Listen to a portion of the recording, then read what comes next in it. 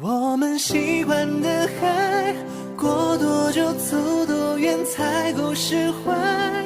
当每种依赖都成了无奈，茫茫人海，怎么勇敢都苍白。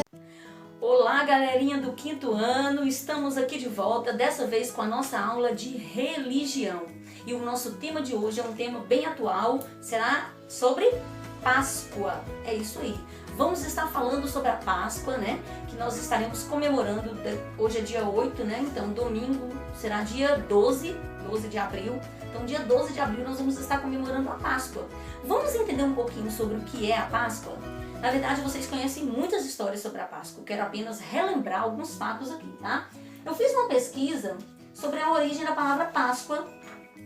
E para os gregos, Páscoa quer dizer Pásca e significa alimento, tá? Está relacionado com um período de jejum, está relacionado também com a primavera lá, alguma coisa sobre alimento, tá?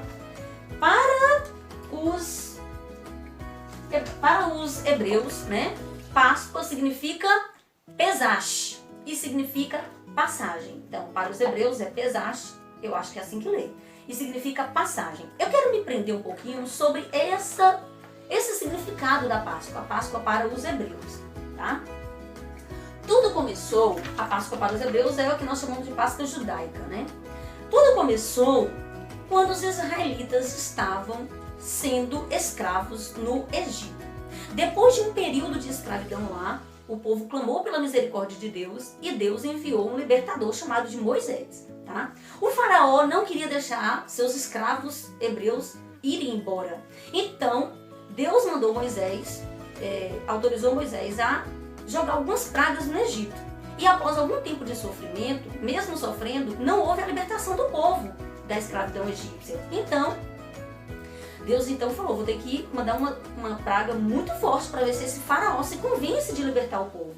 E foi quando Deus teve a ideia de mandar comemorar a Páscoa, porque a partir daquele dia, da 10ª praga, o povo ia ser liberto. Então foi quando um cordeirinho foi morto. Para se comemorar a Páscoa foi preciso que um cordeirinho fosse morto. O sangue desse cordeirinho seria colocado nas laterais da porta e a carne desse cordeirinho seria comido depois com ervas amargas, tá? O cordeirinho futuramente representaria Jesus e as ervas amargas representariam o pecado que nos aprisiona, né? Que causa sofrimento. No caso, para os hebreus na época, o que causava sofrimento era a escravidão, né? Eles estavam sofrendo com isso. E o cordeirinho seria o meio pelo qual Deus libertaria o povo. Aí o que aconteceu? Esse sangue na porta queria dizer que quando o anjo da morte passasse à meia-noite, a casa que tinha esse sangue nas laterais, o anjo da morte não ia matar o filho primogênito, mas a casa que não tivesse, o filho primogênito ia morrer. E em todo o Egito houve muito choro, principalmente na casa do faraó, porque o seu filho mais velho morreu quando o anjo da morte passou. No outro dia, ainda na noite, quando o faraó percebeu o que tinha acontecido, o que Moisés havia dito para ele que ia acontecer, ele libertou o povo da escravidão. E o povo saiu, muito às pressas, né? Saiu correndo do Egito, né? Porque o faraó pediu para eles saírem rápido. Então, essa vez em que eles saíram do Egito, foi se comemorado a primeira Páscoa, né? Eles fizeram o que para comemorar? Comeram a carne da ovelhinha, cujo sangue foi passado, ervas amargas e pão sem fermento, tá? Foi assim que comemorou-se a primeira Páscoa. Depois, a Páscoa, ela também foi comemorada por todos os cristãos. E aí, qual era o simbolismo dessa Páscoa cristã? É a libertação do pecado. E essa libertação do pecado, ela veio por meio da morte de Jesus na cruz. Exatamente. Lembra do cordeirinho da Páscoa judaica?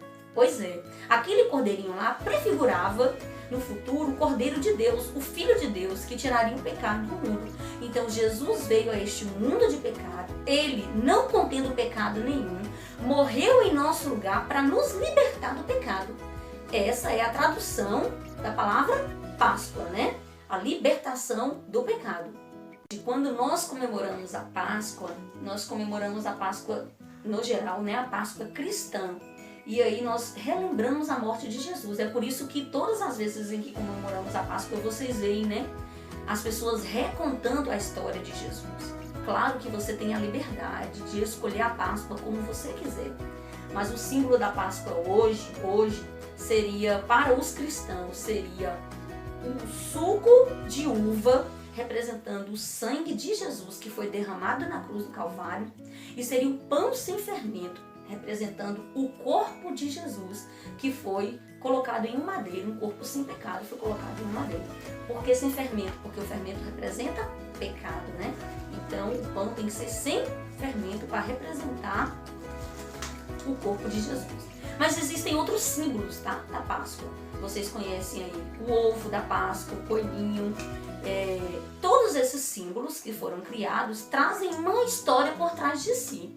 E eu creio que vocês também podem, né, pesquisar quais são as histórias. Eu contei para vocês aqui uma versão cristã da Páscoa, mas existem outras outras versões sobre a origem da Páscoa. Seja curioso, investigue, deixe nos comentários o que você conseguiu descobrir sobre as histórias da Páscoa.